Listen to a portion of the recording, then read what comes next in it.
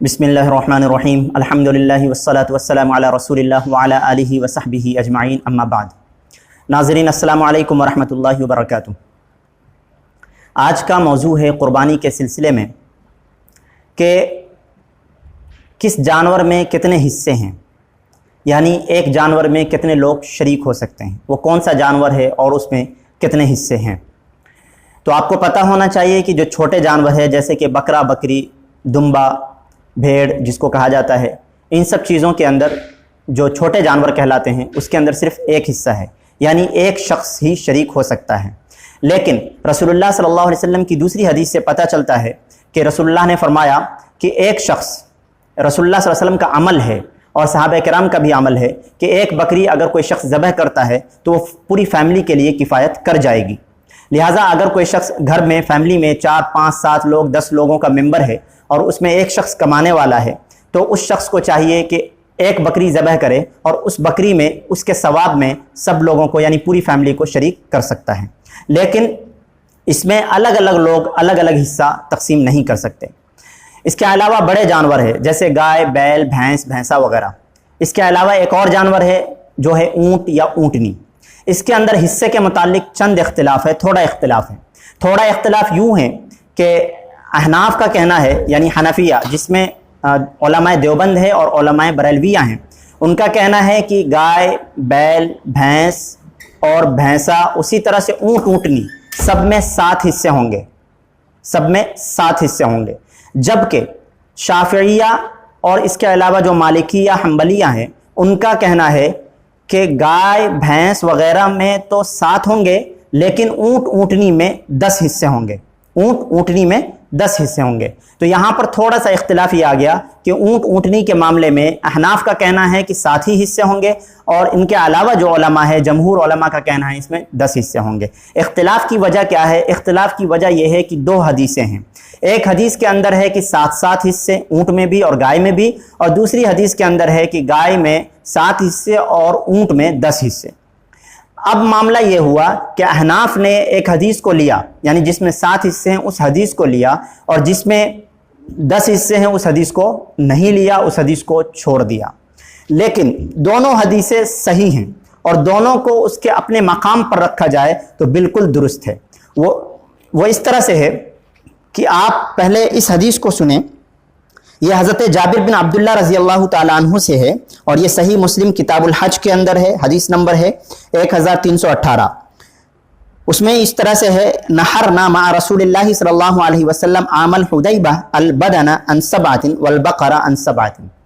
इसका तर्जमा यह है कि हमने सुलह हुदैबिया के साल 7 अफराद की तरफ से ऊँट और 7 ही अफराद की तरफ से गाय को ज़बह किया।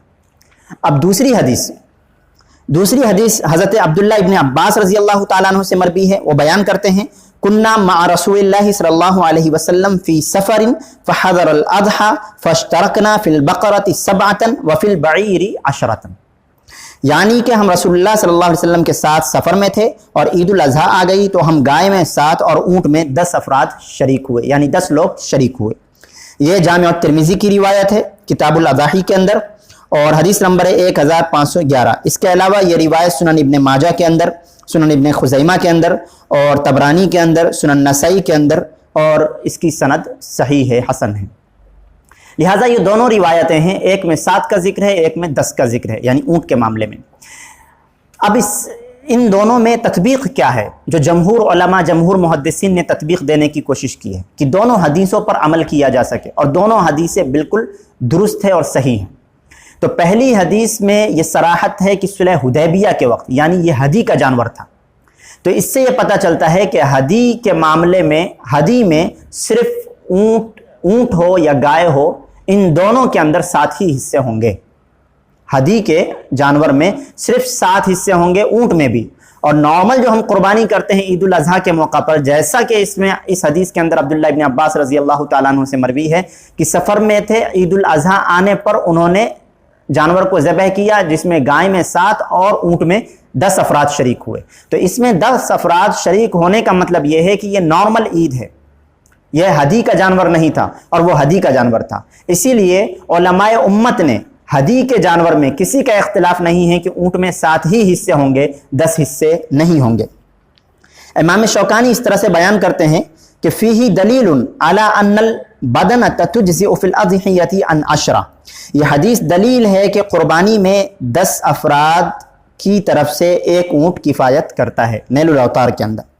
تو لہٰذا ان دونوں حدیثوں کی تطبیق اور ان دونوں حدیثوں پر جو علماء حدیث ہیں یعنی محدثین ہیں ان کی جو تطبیق دی گئی، ان کی جو تطبیق ہے ان دونوں حدیثوں پر وہ اس طرح سے ہے۔ لہٰذا اونٹ کے اندر 10 افراد شریک ہو سکتے ہیں، 10 افراد شریک ہو سکتے ہیں، یہ جائز کی بات ہے۔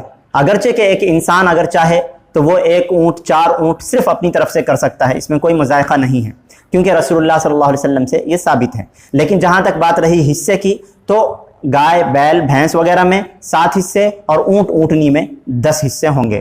مجھے امید ہے کہ آپ حضرات کے سامنے یہ مسئلہ اچھی طرح سے واضح ہو گیا۔ آپ حضرات سے گزارش ہے کہ ہمارے چینل عبد الماجد حسینی کو سبسکرائب کریں، اپنے دوستوں احبابوں تک شیئر کریں تاکہ ان کو بھی قرآن اور صحیح حدیث کا علم ہو سکے۔ کسی بھی طرح کا کوئی سوال ہو تو کامنٹ کریں، انشاءاللہ تعالی میں جواب دینے کی کوشش کروں گا۔ السلام علیکم ورحمۃ اللہ وبرکاتہ۔